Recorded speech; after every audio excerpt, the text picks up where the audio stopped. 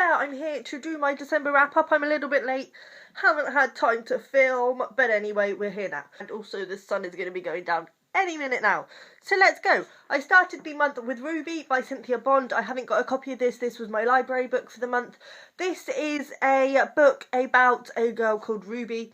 I can't remember names because I haven't got it here, but it's also about a man, and they both live in this town. It's in sort of Black America, one of those rustic towns where there's quite a strong Christian belief and there's a bit of sort of hatred going on, and everybody sort of shuns Ruby. She did live there when she was younger. She went away to New York and she has since come back and she's gone absolutely crazy. And the people of the street sort of shun her. She lives just out the street and nobody goes to see her or gives her at the time of day, apart from men who go to take advantage of her. There is one man, whose name I cannot remember, who fell in love with Ruby when she was younger and ends up falling back in love with her. It's basically about the effect of bad treatment, and there's things in Ruby's past that sort of come to the fore. There's also kind of a magical realism element in here, and it's basically just about Ruby's past and what has brought her to this point, and it's also about the love story, and it's really truly romantic, and at the end it very nearly broke my heart. I nearly cried because the writing was so beautifully romantic, and then something happens and it's like, no. Anyway, this is a really good book. I would say at points it got a bit draggy for me. I don't know if that's where I was at in my reading. I haven't, as I say, had that much time to read, so I was reading it quite slowly. It did get to points where I didn't feel inclined to pick it up, but when I was reading it, it was absolutely beautiful. I think it was the writing that really pulled this together. I think the plot could have been a slightly tighter, but I think Cynthia Bond is definitely one to look out for. I definitely recommend it. As I say, it's not 100% on point, but it has the potential to be, and I definitely will be picking up any further Cynthia Bonds that I come across. Then I read The Pearl by John Steinbeck. I literally read this in an afternoon. It's a little sort of parable, and it is set in a very poor village, and we start off with this man and wife, and their child has just been stung by a scorpion, and they are panicking because they have so long to get the child to a doctor before it dies, and the doctor won't see them because they don't have any money. Then the husband, in his desperation, goes out into sea, and basically pearl diving is how they make their money. And he ends up finding the biggest pearl that he has ever seen. It's basically about the damage that too much wealth can do, and the way that money can change people and our own actions and the actions of people around us. And it's really beautifully written. It's Steinbeck. It's going to be good.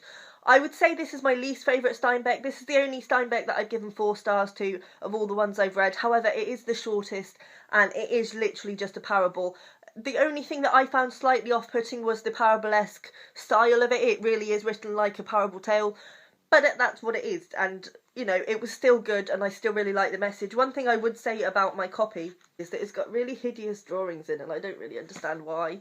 I don't feel they were necessary. Anyway, so there was that one.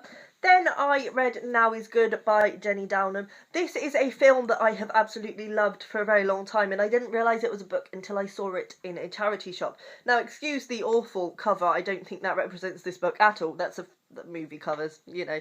This is what The Fault in Our Stars should be. If you like The Fault in Our Stars, you'll definitely like this, but I think people who don't like The Fault in Our Stars, and I hated The Fault in Our Stars, I'm going to put it out there, will love this. It's so good. It is about a girl, Tessa, who is 16 and she is dying of cancer, and she literally only has a matter of months to live, and she's made a list of things she wants to do. It's not an original concept, but the writing in this is so good for a YA book, and you know I don't read YA. I kind of have a hatred of sorts for YA, but this is so well written. And the thing that I really liked about this that I didn't like about The Fault in Our Stars is that this doesn't faff around with death. I feel like The Fault in Our Stars kind of glamorises death. This doesn't. This is very honest about the fact she is dying. You know, it goes into the medical issues and the actual feeling, and sometimes she'll just be looking at like a leaf or a bird that's died, and she'll just be contemplating the fact that she's going to die. And I think it was heartbreaking because you know she's going to die, and you can really imagine having those feelings yourself, and it's so beautiful. I would recommend this to anybody. It was probably one of my favourite books of the month. It has a little something. It's very poetic, and as I say, it was really good. Then I read Girl Interrupted by Susanna Kaysen. These next 2 Yes, these next two books are actually the ones I read on my cosy reading evening, and I read Susanna Casson's Girl Interrupted. This was for non-fiction November. I had actually intended to read Why the Caged Bird Sings instead of this one. However, I ended up reading two books about sort of race and things like that this month, so I didn't want to pick up another one. This was also my reread for the month as well. This is about Susanna Casson's memoir of her time in a mental institute in her early 20s, and I'm sure most of you have seen the film. I really enjoy the book. It's such a quick read, and it is really interesting and a really fascinating look at how easy it is to sort of lose yourself and your sense of sanity. Then I picked up I'm not going to read out the title because it's very long. I'll just call it Important Artifacts by Leanne Shapton. This is a fascinating book, and I really enjoyed the experience of reading this, so I did have to split it into two halves. I read half of it, then I read Girl Interrupted, then I picked up the other half, because it did get a bit repetitive. But this is about a breaking up of a relationship, basically, and it looks at the whole relationship. But the way it does it is that it's laid out like an antique catalogue, and it has a description to sell each of the items, and it sort of adds little flourishes about their relationship, and it's fascinating how much you can gather from their relationship just from looking at the items that built around that relationship. And also there are a lot of sort of notes and things that are mentioned as well and have been tucked into items and are printed in here as well. But it's a really lovely look at not only the misunderstandings in relationships, but also the way people can sort of just drift apart. It was really good, and I really had fun. As I said, I did have to split it into two. It got a little bit repetitive, but it was good. Then I read The Gift by Lewis Hyde. I also read this for non-fiction November. This was probably the heaviest non-fiction book I have ever read. I had mixed feelings about it, but I don't know if that's just because I'm not used to reading such heavy non-fiction. Like, I normally with non-fiction will only go for a memoir-esque kind of book. This is full-blown non-fiction. Basically, the idea of this book is looking at the nature of gifts, and it also looks at the nature of the artistic gift, and it looks at the fact that people shouldn't hoard gifts. They shouldn't stop. The gifts should be a constant cycle. I agreed with that, and I agreed. It basically looks at the idea of sort of accumulating private wealth and the fact that everything should be constantly going in a cycle so that it doesn't become stale and bitter and negative. I agreed with what it was saying, but I kind of thought the language could have been a bit different, because when you're given a gift, you don't automatically then pass it on. I mean, the examples used were things like food and things like that, and the fact that if you share gifts, they will bring back more in return and things like that. And I do get the argument, especially with the creative spirit and the fact that if you hold on to that and don't share it, it turns negative and it starts getting bitter, and it doesn't sort of serve any purpose or serve anything. But I felt like the creative part of this was very, very small.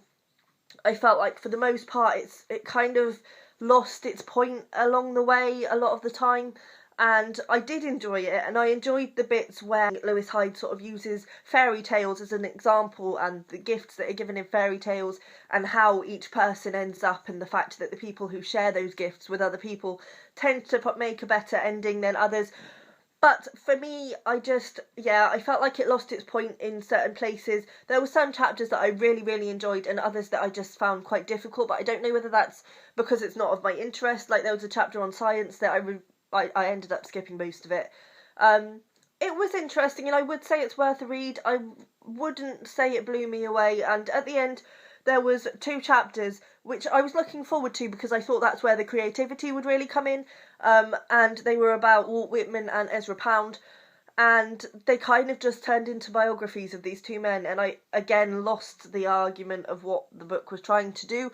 I feel like the marketing for this has tried to make it into something it's not, and therefore I kind of felt lost a lot of the time. But it was still good, and I would say if you like non-fiction and you like creativity, then you'd probably want to give this a read. And then I read Ali Smith's Other Stories and Other Stories.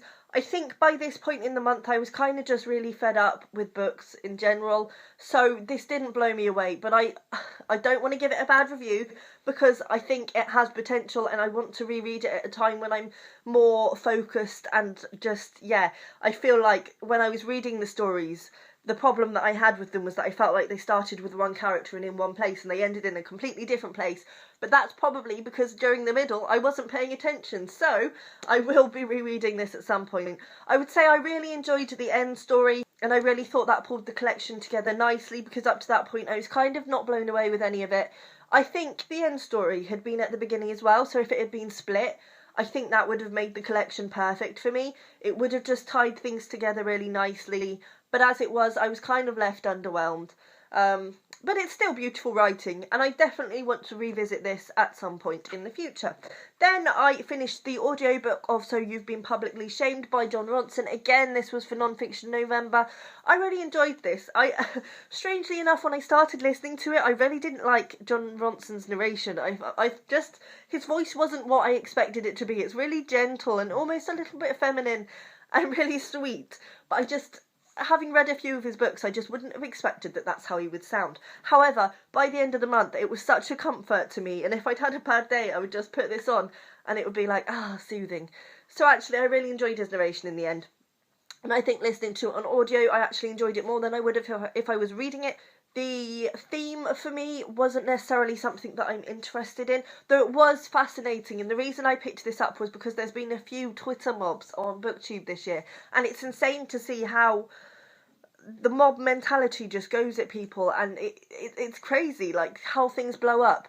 And I'm not a fan of that situation, and I think this book looks at that perfectly, and the fact that people just kind of lose their perspective on things, and especially when other people are going at it hard, other people just will pile on top, and it gets crazy. And what I did find fascinating in this book is that Jon Ronson throughout is talking about sort of examples of the biggest public shamings that he could get involved in, and he's talking about them as though they're a separate entity. And there's one point where he's talking to a judge in America who used to dole out punishment through public shaming. So he would, instead of giving people prison sentences or community service, he would make them wear a billboard saying what their crime was. And Jon Ronson's talking to him, and sort of he wants to not like this guy, but actually as he's talking to him, he's realising that what this guy did was for the better of that person. He wanted them to face up to their crime, and you know, in a lot of ways people forgave them, and so they were able to forgive themselves. But on Twitter what happens is that us, just normal people, go at somebody mercilessly and destroy their lives in a lot of cases, you know, especially the cases that Jon Ronson was looking at. Everybody lost their jobs and their lives were completely upturned. Some of them got really seriously depressed and things like this, and it still goes on. And I think that was a really fascinating point where he had that realisation that, you know, he'd been looking at Twitter mobs and sort of public shaming as this separate entity, but actually we're the ones that do the public shaming, thinking about the public shaming that he himself has been involved in, and how he never thought about how that person will then come back from that, and how basically public shaming is the worst kind of justice in this world now. And what really tied this together for me actually was that at the end of the audiobook there's an afterword, which was written after proof copies of Jon Ronson's book came out. It didn't receive the best sort of reaction, and he talks about how there was a slight public shaming on him after people read some things he wrote in the book, and it just goes to show how just people jump on something and they just turn it into whatever they want it to be. It's crazy. Then I finished The Invisible Man by Ralph Ellison. This I was reading for the read-along that Simon was hosting, merrily reading along, not realising that he'd already posted a video saying it wasn't happening till February. By then I was quarter of the way through, and I hate putting books down when I'm quarter of the way through, so I carried on reading it, and I'm glad I did. This was really fascinating. I would say again, it probably wasn't the best time to read it, and I completely can understand why Simon thought that as well, because it was heavy going and it took me over a week to read, which I never do with books. But I mean, it's thick and it's not the biggest writing and it's heavy, but it's well worth it, and this is so relevant for the times. It's just insane. Like, this was written in the 50s and it just reads like it's modern day, and that's such a shame and just shocking. But this is basically about a man who he's living underground basically, and he's kind of a monster in a way. Like, there's some scenes at the beginning where he's quite violent, unexpectedly violent, and you start off not liking him, but then you go back and you see why he has become this monster, effectively. it basically looks at how society and experiences in life can just make you lose yourself completely and lose your sanity and your humanity, because nobody has treated him like a human being. He's a black man living in 1950s America, and he's not treated well, as you can well expect. What's really interesting about this, it's not just saying that white men were racist, it's saying that black men were racist to black men and treated each other horrendously. And I think that's what kind of really pushes him over the edge, and they call him the N-word at one point, and I think that's when he snaps and just thinks, how dare you call me that? I have to say, I did lose it a bit in the middle. There was a bit where he ends up in hospital and I wasn't quite sure what was going on there, but again, I think that's just the way I was reading it. I wasn't paying the most attention, and I do want to revisit this at some point because I think it could completely blew me away more than it did. We kind of get an idea of how society can fall apart and how society can lie to itself as well as the people in it, and definitely recommend it. And as I say, I will be revisiting it at some point when I'm more in the headspace. But yes, so it wasn't the greatest reading month and I didn't get the greatest amount read, but I'm not going to be hard on myself. So yeah, let me know what you've been reading and I will see you next time. Bye.